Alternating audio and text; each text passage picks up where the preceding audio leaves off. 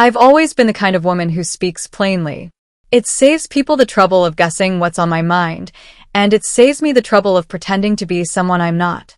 But that night when I told him, "I'm too old for you," I wasn't just being honest. I was protecting myself. And he just smiled, as if my words were nothing more than a breeze passing through an open window. Then, without saying a single word, he reached behind him and closed the door. But I'm getting ahead of myself. Let me go back to where it all started. Chapter 1. The quiet life I thought I wanted. My name is Laura Matthews, and for most of my life, I believed I had things figured out. At 45, I'd built a comfortable life.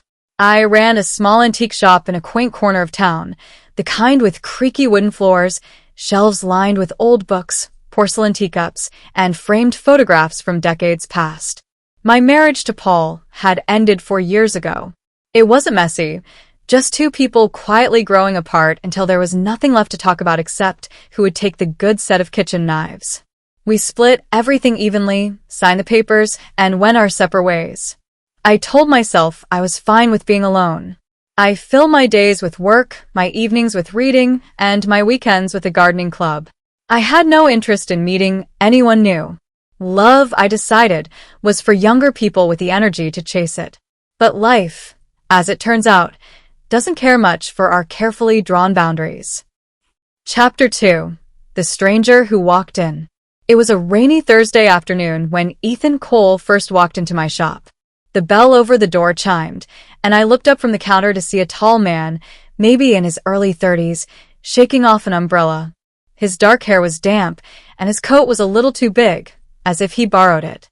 He walked with a quiet confidence, not the kind that demanded attention, but the kind that made you notice him without trying. "Hi," he said, his voice warm but reserved. "I'm looking for a gift for my mother. Something special." I smiled. "You've come to the right place.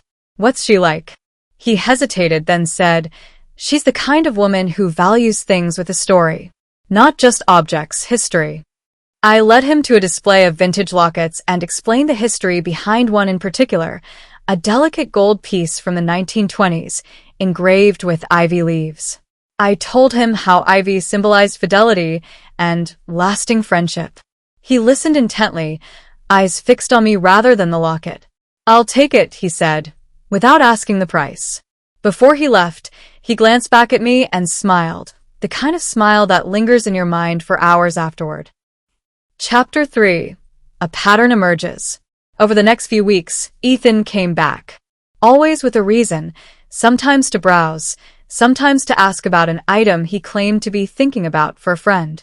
But I began to notice a pattern. He stayed longer each time, asked more about me than the antiques, and always left with that same quiet smile. One Saturday, as I was wrapping up a set of old leather-bound books he'd bought, he said, "You should come to the farmer's market sometime. I have a stall there. I roast coffee." I almost said no. I almost reminded him that I wasn't the kind of woman men his age invited anywhere. But something in the way he asked, like it was the most natural thing in the world, made me agree. Chapter 4. The Coffee Stand. The following Sunday, I found myself walking through rows of market stalls, breathing in the mingled scents of fresh bread, flowers, and cinnamon. Ethan's stand was easy to spot. A small crowd had gathered, drawn in by the rich aroma of freshly brewed coffee. He saw me instantly, his eyes lighting up in a way that made my stomach do something I hadn't felt in years.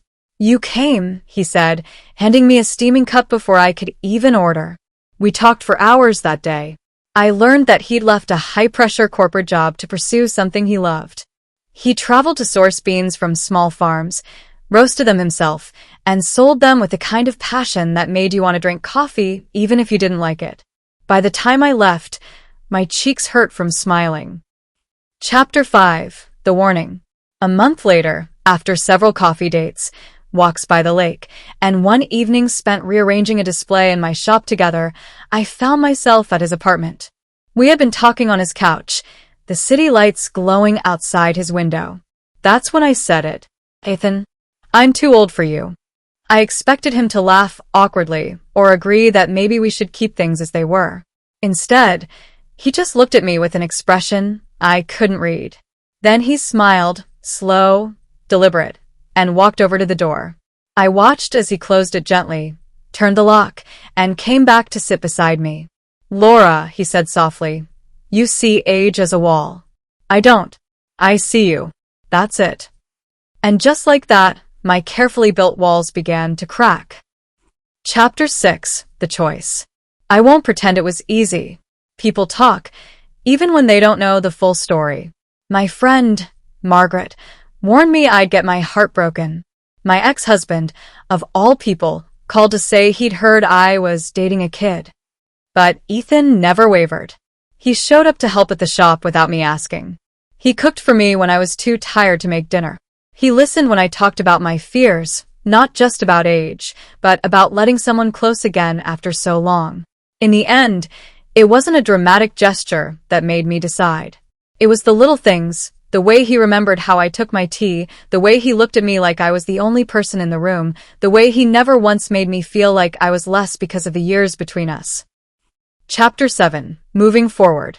It's been 2 years since that rainy Thursday when Ethan first walked into my shop. We still get stares sometimes, and there are still moments when I wonder if the world will ever fully accept us. But we've learned not to measure our happiness by anyone else's approval. And every time I doubt myself, Ethan just smiles, that same smile he gave me the night I warned him, and reminds me that love doesn't check birth certificates. Because in the end, it isn't about numbers. It's about showing up for each other every single day. And that's exactly what we do.